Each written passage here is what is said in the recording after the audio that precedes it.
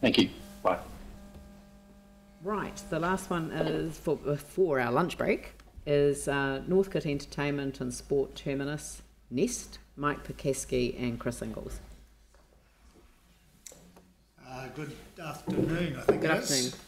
They always say never do a speech just before lunch or just after, but hopefully you'll be with us. That's all right.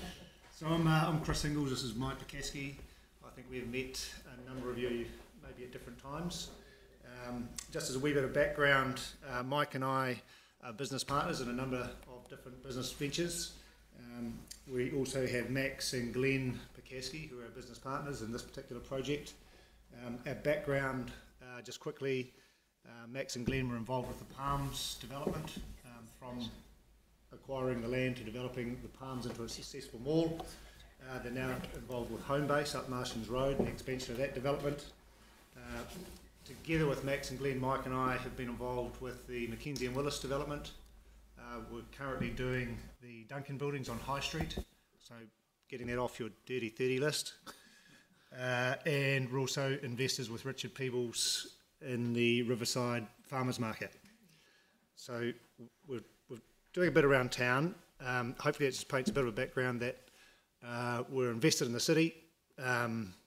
We've bought a site up in Northcote, and it's the old foodstuffs warehouse, and we've had a plan in to convert that to a sport and entertainment centre, which is what we want to talk to you quickly about today.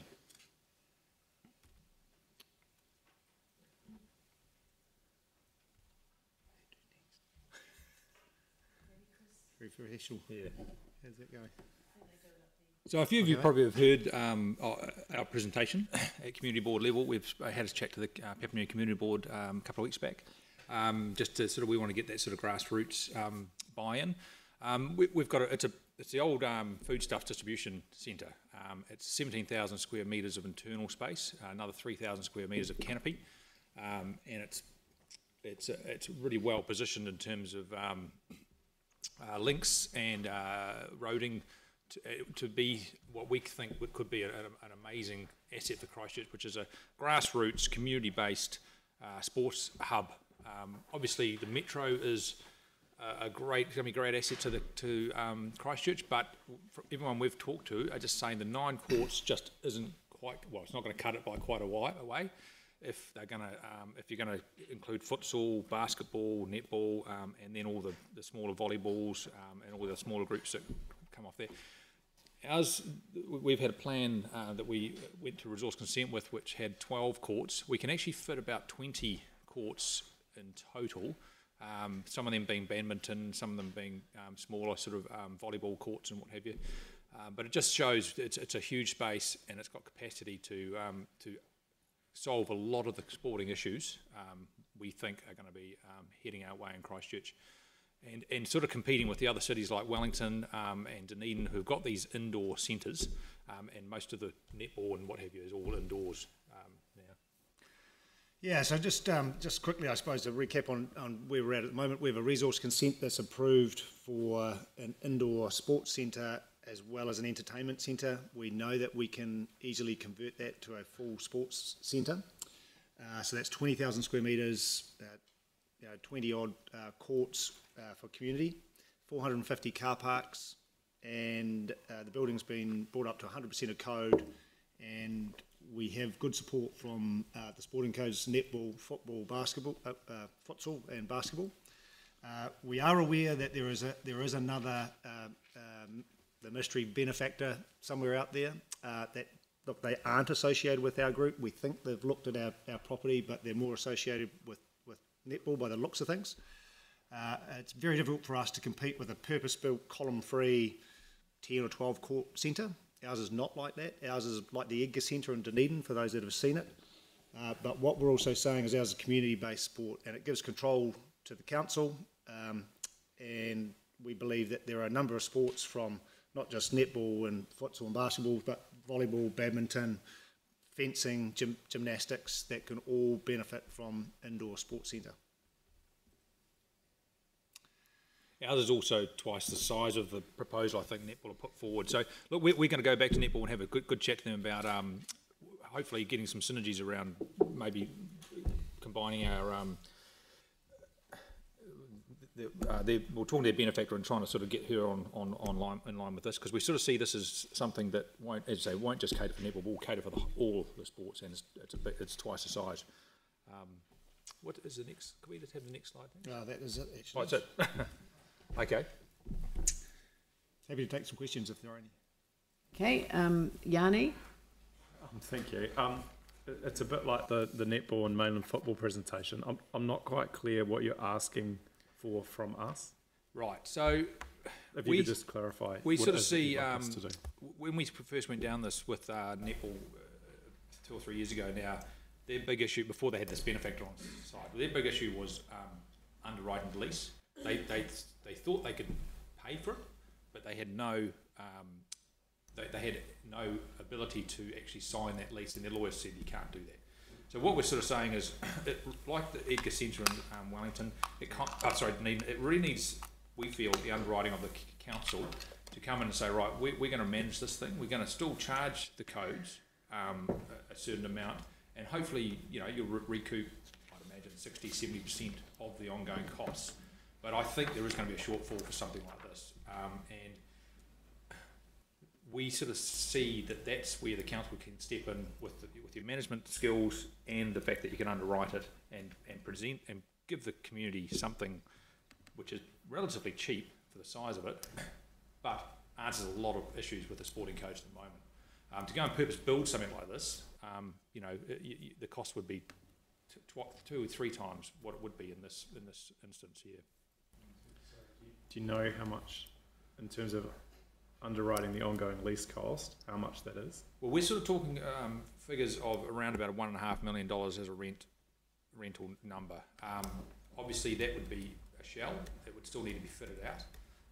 And look, we're happy to do the fit out too, and that would be reflected in the rent. But I guess it's just early days in terms of probably gauging whether there is actually an appetite for this kind of thing in Christchurch. And if there is, let's explore it together and figure out a way that we can all make it work together. But we don't have all the answers. I saw that little bit in the press where they had a bit of a go, bloody developers trying to get you guys to underwrite this. The reality is, this is so much easier if we just leave it as a warehouse and rent it out. Tolls in there now for another whatever period. It's so much easier if we just leave it there. But we just sort of see this as such a cool thing in Christchurch, and we got kids who play netball and just think, they're not all going to be able to fit in the metro on Saturday. Where do they go? And we don't want to be sitting out on the sidelines freezing. So it's a bit selfish from that point of view, but we're certainly not doing it to sort of make money or anything like that. We're just doing it. It will be, it's already made the money for us. We've already made the money. And if it carries on as a warehouse, we just make just as much money as we would with you guys. But we see there's a better use for it. It's in a residential zone. It shouldn't, it lends itself to this sort of thing way better than an industrial use in our mind here. Yep. Vicky, then Pauline. On a different cool thing in the city, the farmers market that you're involved in up in the mall. Yep. When are you expecting the completion date? We're sort of talking February, March next year. Excellent. Hoping to open. Yep. Thank you. I think the structure will be up and ready by the end of this year, and we'll be having tenants fitting out through the end of this year and into next year. Great, thank you. Yep. Can't wait. Pauline? Thank you. So look, you say that the metro will have 9 courts when it's built. So do you see that there's a potential that possibly they could reduce the number and make use of your facility? Would that be we've had that's why we're a bit late to getting to this process, because we've had other discussions with the council around if they were to scale back the metro, the obvious thing would be to reduce the court numbers, and we kind of said, well, look, you could probably take it back down to 3 or 4 courts and have that as your high-end, national games, and then have all your grassroots stuff in something that's about, a hundredth of price sort of thing. Yeah, I mean, if you look at metro, look the scale of that, circa 300 million. Not the exact numbers, you guys will have a better idea. But if you're taking a good 6 courts out of it, you must be taking somewhere near $100 million out of it. You can buy ours for 20 or rent it for 1.5. And For me, that's it's a got far 20 better use of courts. money. But look, we've been talking about that for a long, long time, and this didn't get off the ground last time, not because of the concept that resource consent got approved and the sporting codes were behind it. It was because we needed a commercial lease that really needed the council to take the lead on it and manage the sporting codes. Us going directly to the sporting codes gets a little bit more difficult in terms of trying to make it stack up and make it a viable option. Right. But we're not saying let's chop into Metro, and I think that's a fantastic asset for the city. This is complementary to that more than necessarily take a chunk of that out and replace it. But you asked a question, I think you could. Yeah, and what about the courts, the netball courts in the park here? Would you envisage they stayed there, or would they The be outdoor absorbed courts. by you? Yeah. Well, I think the outdoor courts have got a place. I imagine there'd be some juggling still. I mean, there's 30 odd outdoor courts there, and I know they're very busy Friday afternoons, Saturday, and part of Sundays. But some of the days when it's cold and wet, you just have to look at what days you put the sport on. I already know it's very difficult with parking in town on the outdoor courts. So if you split them, and maybe there's certain grades or ages or mornings when the weather's bad, they come to us. There'd be different ways of sharing it for sure, but I think Hagley's still a fantastic asset. You wouldn't want to lose that. You've got a ton of parking up there, 450. Yeah. Okay, thank you. It's a shame that everyone has to travel by car to these facilities, though. It is. But it's a good bus route down there too, It is. a good It's strong really well bus route, connected bus-wise too. and a good cycle route too. All right. Well, look, thank you very much for your submission, and it's much appreciated. Thank you. Cool. Thanks, Terence. Yep. Cheers. All right, everybody. I was just turning my thing off. We can now adjourn. The next submission is at 1:25 p.m.